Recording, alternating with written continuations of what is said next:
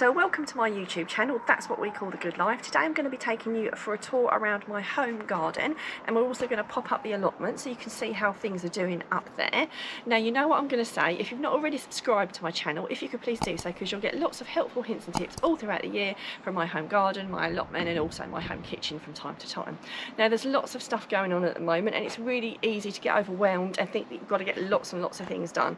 There's absolutely loads and loads of time, and there really is no rush. And if all you did now was prep ready to start to put things in, then you wouldn't go far wrong. But there are also some things that you can be starting off if you want to. So I've obviously got some videos on that which you can watch, but for today all we're going to do is just take a little wander around just to see how everything's getting on. So just inside my summer house, I've got a few peas that I've been overwintering, and also some broad beans. If I'm really honest with you, I'm a little bit disappointed with them. They're not doing quite as well as I would hope, but that's just the way it is. But there's plenty of time for me to put more in, and that's the really great thing about it. There is no rush, and if things don't succeed the first time when you start a few seeds off, you can always pop a few more in. You know, it's really not the end of the world.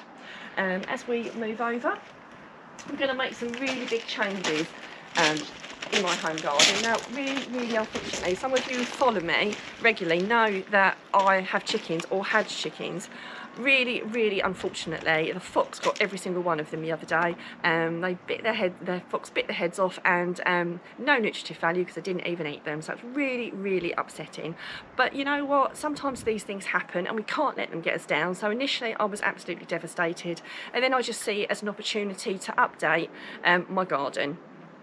So what we've done is we've taken out, as you can see, there's wood everywhere, there's feathers everywhere, and we're going to pull this out, and we're going to completely reframe the bottom part of the garden. We're going to put some railway sleepers in, and we're going to completely change it. We will get chickens back again at some point, but we're not going to rush into it because it is a little bit upsetting. And actually my priority is actually to get the growing season done, and as I'm going to make some quick changes just before we're going to start to be putting things in over the next few months, my priority is to get the garden ready.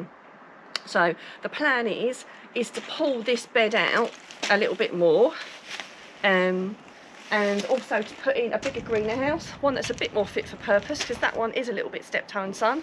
And this bit here where the chickens were, we are going to put some more raised beds in there, and if we're going to have some more chickens, which we will do at some point, we're going to put a different system in across the side there or across there. We're not exactly sure yet, and we've got a lot of thinking to do, so you can watch it all unfold as the year progresses, because we're not 100% sure what we're going to do, but we know we're going to be making some big changes. So that's my home garden, and now let's head up to the allotment. So we're now up at the allotment. It's a bit of a chilly day, but it's not too bad, at least it's dry just about. As you can see, I've still got lots of sheeting down, and most of that will remain down, with the exception of when I put my potatoes and my onion sets in. I'm going to put my onion sets in most likely over there or there, and my potatoes are going to go across the top strip. My onions, I'll personally start putting them straight into the ground about mid-March to late March, and my potatoes exactly the same. It'll be mid to late March I'll start putting my potatoes in. At the moment they're just sitting at home in my conservatory. The potatoes are chitting and the onions are still in their bags. So again, there's really no rush. As we wander over, I've got a few bits in, but not an awful lot. Most of it's been eaten, and I'm just preparing the ground ready for next year. I've got my garlic and my onions in there. They often do look a little bit sad this time of year, so bear with if yours are looking exactly the same. But once it starts to warm up, they do normally start to burst into life and do a little bit more. Unfortunately, that was my chard, which doesn't normally get affected really badly by the frost, but we had that really unusual weather at the end of last year, which completely knocked it out, and it just hasn't recovered since then. But there you go, I'll have to get those dug out, ready to put something else in. My Brussels, the story of my Brussels, eh? If anyone's been following me with my Brussels, I really think they're starting to swell out, but still not quite big enough to pick yet. So if we've got some under here, I think some of these are almost ready to start to pull off. And indeed, even though they're only tiny, they're my little pearls of perfectness tiny, so I probably will start eating some of them. I did look it up as to when they can swell out, and they can still swell out into March. If I'm honest, it only looks like 2 of them are really starting to fill out, but that's still better than nothing, isn't it, really? It's definitely not one of my successes. And my purple sprouting Now some of those plants in there definitely look like they will pick up. You can see some of the leaves look quite good. So ones like that, as soon as it starts to warm up, I would expect them to start to produce some purple sprouting broccoli. Purple sprouting broccoli is one of those funny things. It does take quite a while, and all the while it's cold, it's not really going to do anything. But as soon as it starts to warm up, the ones that are going to do anything in there, which there is definitely about 1, 2, 3, 4, 5, will definitely do something, and I will definitely get some purple sprouting, I'm sure of it. And don't forget with my Brussels, I could actually take the tops off and just use the Brussels tops. I nearly forgot about that, but that's something that I could have if nothing else, even if my Brussels are tiny. I've still got kale up here, and I pulled quite a lot off the other day and ate some of it. This is one of the things, as soon as it starts to warm up, this will start to bolt, and it needs to come out anyway, because this section is where my potatoes are going to go anyway, across here, and they're going to be right in the way anyway. So I picked quite a bit off this week. I'll probably pick quite a bit off next week and the week after, and that will it will be gone. Because even though it could sprout again, like I said, when it starts to sprout, it will most likely bolt. So there's no point trying to hang on to something that's going to be ruined. But you might as well leave it in there for as long as you can. It's all free food at the end of the day. Let's have a look at my black currants. As you can see, all the little tiny buds are all starting to form on there, so that's really promising. So we've got lots of little buds showing that we've got lots of lovely growth that's due to come. And obviously I've put some cardboard and some paper down and put some manure over it to stop the weeds. And the same with that one, they're all looking quite good as well. Let's have a look at the gooseberries, see what they're looking like. Sometimes you don't think there's any life on them, but if you really look closely on these ones, again, all the little buds are all starting to come. So, you know, from a distance they just look like a load of twigs, but if you start looking closely, there's lots of promise of fruit to come.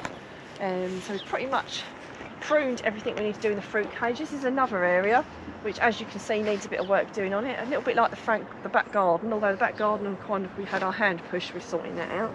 We will be putting some new posts and things in here, although we've worked out that an awful lot of our stuff, see, when we came to this allotment, all this fruit cage was already in, and all we did, we've just like repurposed it and redone it when it's been a little bit falling apart. But actually the things I've got along here actually don't need any support. So that apple tree doesn't need a support, those blackberries don't need a support, that cherry tree doesn't need a support. So actually we're just going to put a few more posts in and just support the things that need to be posted.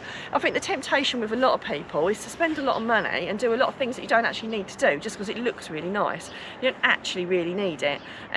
So we have obviously got a lot of work to clear some of this stuff away and then decide what we do need to stake up. But there's still quite a lot of time in that regard.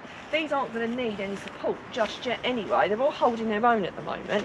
And some people don't even give their raspberries that much support anyway. These ones do often get quite tall, to be fair. But yeah, I think people sometimes put a bit too much stuff in and cause themselves more work, if I'm honest with you. If you have a look at these as well, these are all starting to sprout as well. So that's all looking really good, isn't it?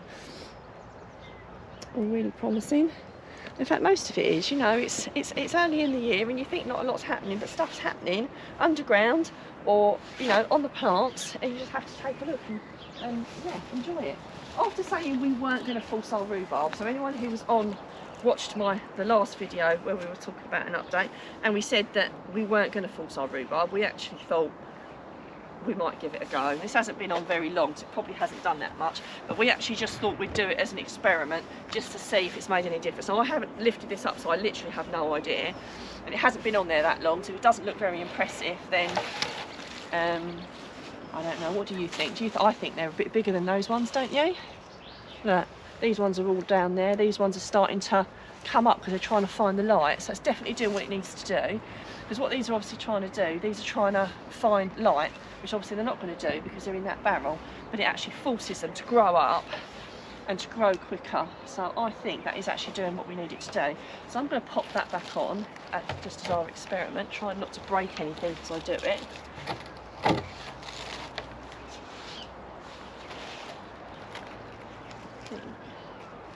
Had it there. I'll fiddle around a bit more with that before we leave, and I'll do that properly so it doesn't fall off. But yeah, it's just curious if you've got something like that. Again, you don't need a fancy terracotta pot or anything really fancy. This is the top of a barrel which was cut off for something else, and it's not doing anything else, so we just thought we'd give it a go to see whether it would help the rhubarb course on. And we've got our globe artichokes over here, which they're coming on really nicely. So they're looking really, really lovely. So every year I say I'm going to do lots of exciting things with artichokes, and every year I struggle to find exciting recipes. So if anyone's got any good recipes for when these do produce, I'd be really grateful if you could let me know. And obviously there's little sprouts on all these as well. So again, the trees, everything is all starting to do what it needs to do. So that's absolutely fantastic. So there's lots going on that you don't even have to do anything to make it happen. That's one of the things I love about gardening. It's not all about the actions we take, it's also the actions that nature takes in making everything bounce back into life if we do the right things to keep it alive. So I really hope you've enjoyed the tour of the allotment. I'd love to know what you're doing at the moment and what you're most excited about. If you've got any new projects like I've got, I'd love to hear what they are and what you plan to do. If you've got any questions or comments, then please, as ever, do let us know, and we will do our best to answer them.